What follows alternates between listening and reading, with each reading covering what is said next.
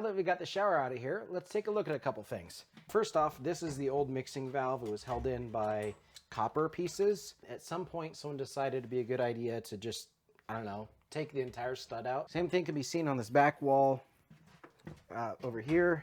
But you can also see here, there's plumbing. This is actually a vent line. And then there's power. And there's all these copper pipes. And they're really close to where I was cutting. That's why you really want to make sure you set your depth for the saw to only like 1/2 inch so you don't accidentally cut all this stuff. So another thing we're going to do as part of this remodel is going to go ahead and upgrade the insulation. As you can see, this exterior wall only has R11 in it, and we're up in the mountains where it's very cold. So we definitely want to bring that up to at least R15 or R19. Next step is to remove the vanity. We're just going to go ahead and take this apart. But first we're going to shut off the valves. And they just screw in clockwise. Let's get started taking the vanity apart. This beautiful vintage vanity. There's a lot of ways to unscrew this and get this out, but the fun way is just to beat it up.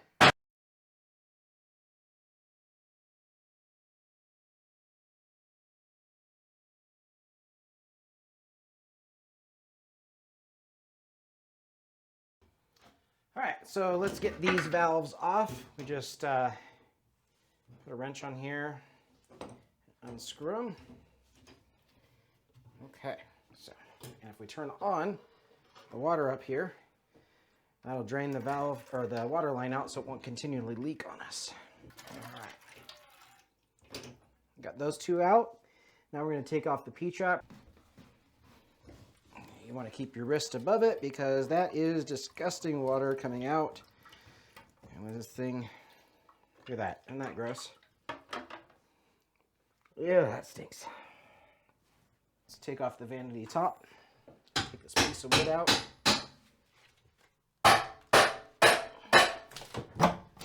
There we go. We're going to go ahead and get started on taking the toilet out. Couple things you want to do first. We're going to go ahead and shut the water off. Just close that valve and make sure it's all the way closed. Okay, that feels good. And then we're going to give it a good flush. That'll empty this tank, the top tank. We're left with maybe a couple inches of water, inch of water up there, which is not great. If you notice, I am wearing goggles because there's some gross stuff under here I don't want splashing up in my eyes. All right, so next thing we're going to do is we're going to try to drain the bowl itself so we don't have that water everywhere. One easy way to do it, you overcome the trap by giving it too much water too fast. There you go. Let's go ahead and start disassembly.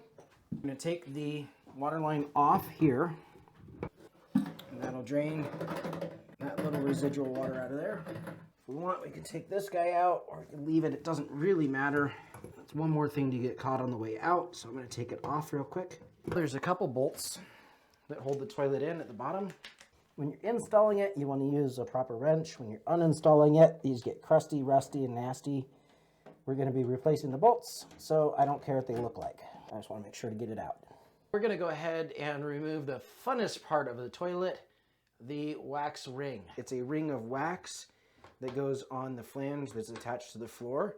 I have never seen this before. This flange is actually just nailed down, not screwed. So really bad installation method. I'm glad we're in here fixing this. So the final step in removal of the toilet and getting prepped for rebuilding in here is just shove something that'll block that air.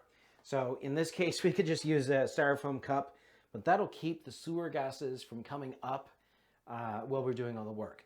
The one in the shower, we actually don't have to worry about because the P-trap is still in place. The one over here, since we removed that P-trap that went up to the sink, we'll definitely have to block this one off as well before we get fully ready for the rest of the rebuild. The easiest way to take drywall off is by pushing it out. If you push it in, it's going to have to break through all these studs and things. So you can just get started. Oops.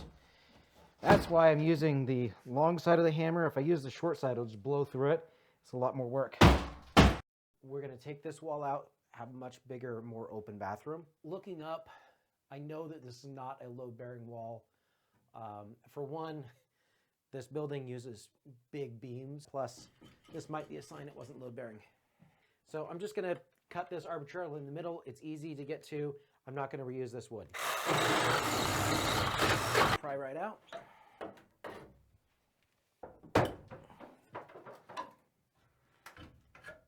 I think I should have cut those nails out. I heard things fall on the other side of the wall. All we have left is this guy. That's a pretty good stud. I actually might reuse this one. So I'm going to cut it at the bottom.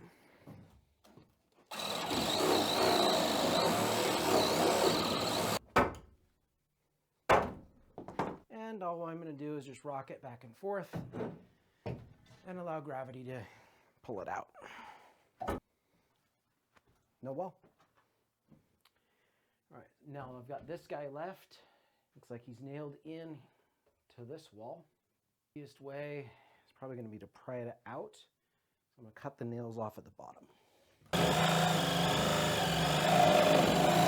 That should be through the stud. I can use the board to lever itself out. It comes right out, no problems. My dad always told me to grow up, and this is why. I'm too short.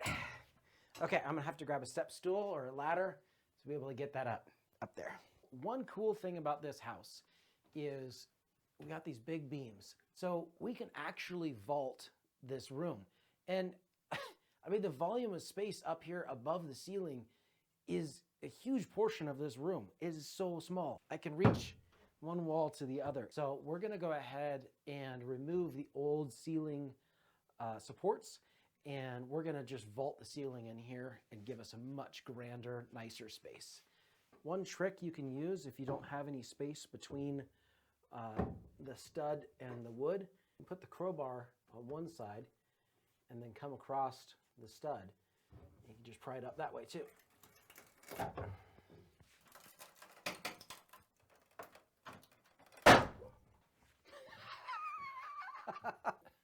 Apparently I don't know my own strength.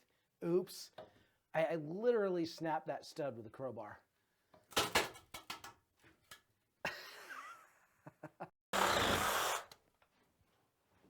If I were smarter, I would have left the nails at each end, so when I cut it, it doesn't want to fall down and I don't have to do that hokey hold it thing you were seeing there.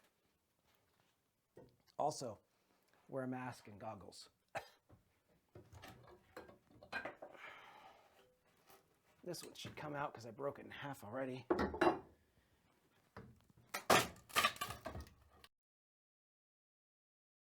I was able to take all these out because I can see I have this large load-bearing member up here. I can look at the outside wall and see that it comes down with a 2-pack or 2 studs here. So I can tell that's its bearing point. All the ceiling stuff is superficial. Now that we got the wall out of our way, we can go ahead and get started looking at the plumbing, the electric, and how we want to put this thing together. But for now, demo is done.